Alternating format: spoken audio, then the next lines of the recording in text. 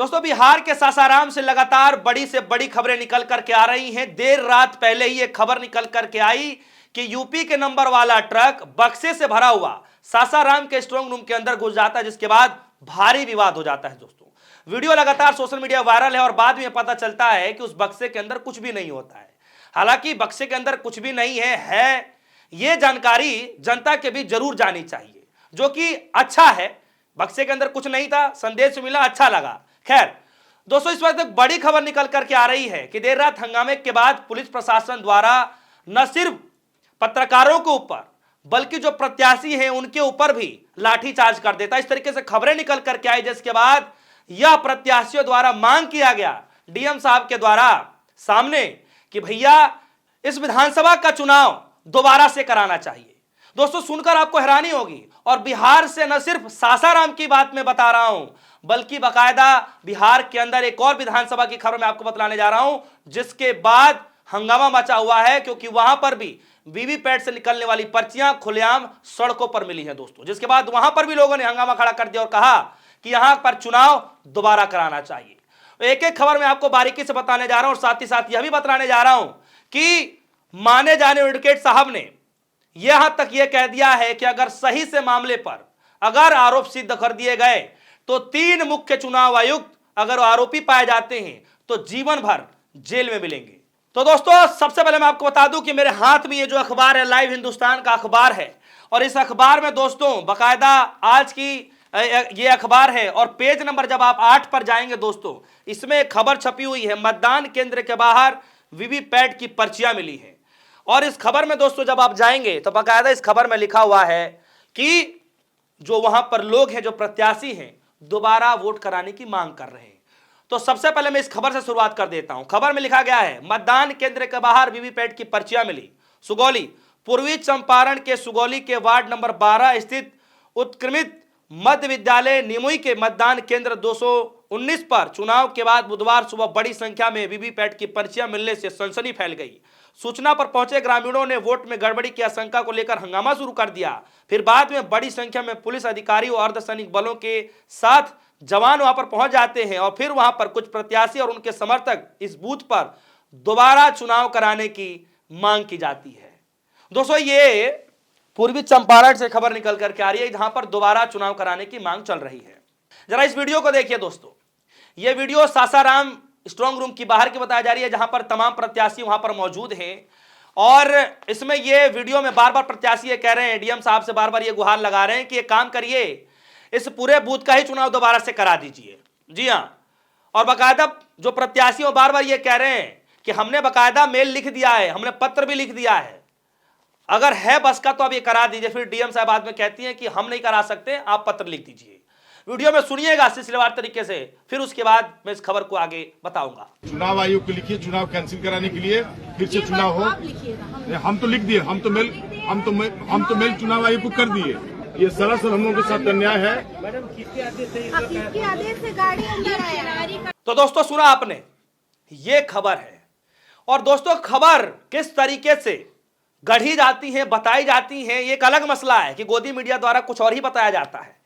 लेकिन देखिए, इतनी भयावह स्थिति हो गई स्ट्रांग रूम के बाहर कि जो लोग अपने वोटों की रक्षा करने के लिए, अपने स्ट्रांग रूम की रक्षा करने के लिए जो लोग बाहर देर रात तक इंतजार कर रहे हैं, बैठे हुए हैं, सोचिए उनके ऊपर लाठियां बरसाई जा रही है। न सिर्फ उनके ऊपर बल्कि पत्रकारों के ऊपर लाठियां बरसाई जा रही हैं।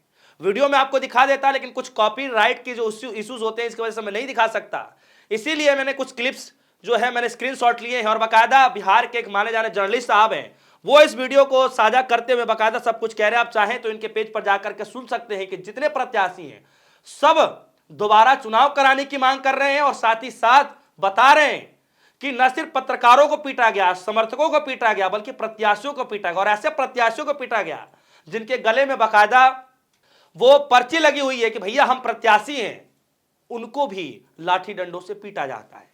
तो देखिए क्या कह रहे हैं, पत्रकार है अभिमन्यु सिंह, जर्नलिस्ट, कह रहे हैं कि आज सुबह 3 बजे सासाराम स्ट्रांग के आसपास निगरानी के लिए बैठे आरजेडी व जनसुराज के कार्यकर्ता एसडीएम ने करवाई लाठीचार्ज। इस तरीके से खबरें निकल कर। फिर देखिए, रोहतास जिले में सासाराम स्ट्रांग रूम के अंदर गए ट्रक मामले में ज्योति सिंह ने वोट चोरी का संदेह जताते हुए पुनः मतदान कराने की मांग की है। दोस्तों ये दोनों खबरें अपने आप में बड़ी भयावह है। रोहतास की धरती है, सब पदाधिकारी सहित सरकार उखड़ जाएगी। आदमी सम्मान कर रहा है, सम्मान ले।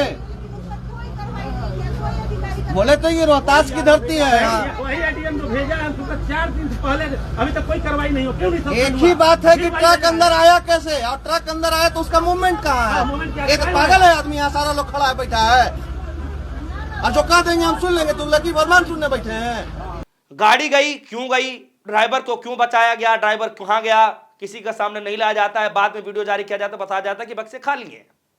जी हाँ, अब इस हंगामे के बाद भाई जाहिर सी बात है कि जब कोई प्रत्याशी दिन रात एक करके चुनाव लड़ रहा, भले ही फाइनल रिजल्ट आने के बाद वो हार जाए, लेकिन एक बार जिसके मन में अगर ये शंका हो जाए कि हो सकता है कुछ गड़बड़ी हो रही है, तो इसीलिए ये शंका जाहिर करते हुए तमाम प्रत्याशी ये मांग कर रहे हैं कि पुनः जो है पुनः वोटिंग कराई जाए।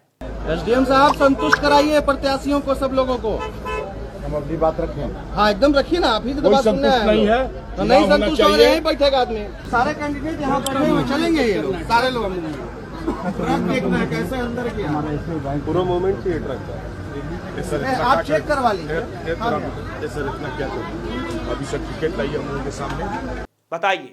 बताइए कि जिस पुलिस प्रशासन को वहां पर निगरानी रखने के लिए रखा गया हो, जिस पुलिस प्रशासन को आश्वस्त करने के लिए रखा गया है कि भैया हमारी निगरानी में सब कुछ है, कोई गलत चीजें नहीं होने वाली हैं, सोचिए कि वही पुलिस प्रशासन प्रत्याशियों को लाठी डंडे पीटते हुए नजर आता है। इस वीडियो को जरा सुनिए कि क्या कुछ इसके अंदर आरोप लगाए जा रहे हैं और बकायदा उपेंद्र कुशवाहा को लेकर के जो कुछ कहे जा रहे हैं, जरा सुनिए। कुशवाहा की बेटी की कौन इनके साथ पढ़ती थी, उनको जिताने, उपेंद्र कुशवाहा को जिताने की सारी साजिश हो रही है। जब सब लोग जान रहा है उपेंद्र कुशवाहा चुनाव हार रहा है और उसको जिताने के लिए ये सारा किसी के जिताने हराने से थोड़ी फर्क पड़ा। हार नहीं रहा, हार गया है। सर्टिफिकेट बांट दीजिए। उपेंद्र कुशवाहा की पत्नी जो है वो चुनाव बुरी तरह हार गई है, यहाँ से वो चौथे नंबर पर है। जब यहाँ उसको पे जिताने के लिए सारा काम हो रहा है। पीछे हॉल का कैमरा खराब है, ट्रक 7:45 में इंटर करता है, अभी रात का 1:30 बज रहा है, 12:30 हो रहा है, अभी तक कहाँ के ट्रक की क्या एक्टिविटी रही है दिखा देना उसे। एक कैंडिडेट को पार करने के लिए यहाँ पर एसडीएम साहब 3 बार 4 बार यहाँ से हम जब जा रहे थे, हमको 3 बार चेक किया गया है, कौन है क्या, यहाँ से यहाँ आने में, और इतना बड़ा ट्रक जाने में उसको एक बार भी चेक नहीं किया गया।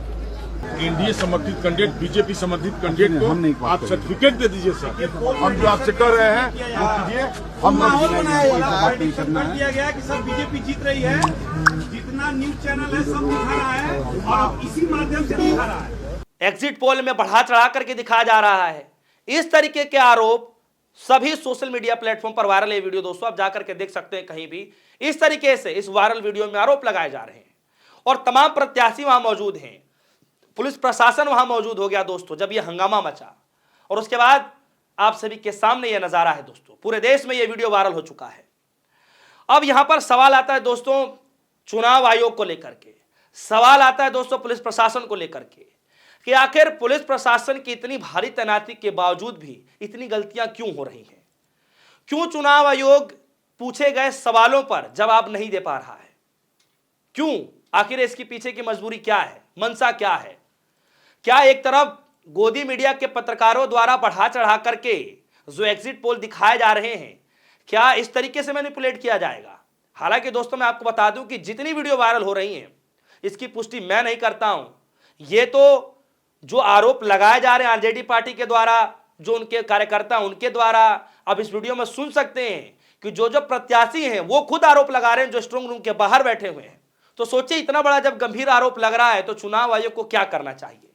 अब दोस्तों आ जाते हैं कि चुनाव आयोग की निष्पक्षता को लेकर के जो देश के अंदर हंगामा मचा हुआ है दोस्तों। बाकायदा प्रियंका गांधी कहती हैं कि इन तीन जो मुख्य चुनाव आयुक्त हैं इनको जनता कभी माफ नहीं करेगी। रैलियों में लगातार प्रियंका गांधी कहती हुई नजर आ रही थी और आज एक खबर ऐसी निकल करके आई है कि माने जाने अधिवक्ता ने सुप्रीम कोर्ट के एक ऐसा बयान दे दिया है जिसके बाद हंगामा मच गया है। सुनिए क्या कर लुटेंस मीडिया ने लिखा है, लोकतंत्र के खिलाफ काम करने वाले चुनाव आयोग के 3 मुख्य अधिकारियों को अगर सजा सुनाई जाए तो इनका पूरा जीवन जेल में कटेगा। और कौन कह रहे हैं? प्रशांत भूषण। जी हां, प्रशांत भूषण है, माने जाने अधिवक्ता हैं, वकील हैं, सीनियर एडवोकेट है दोस्तों, और अपने काम के लिए जाने जाते हैं, बेबाकी अंदाज के बोलने के लिए जाने जाते हैं।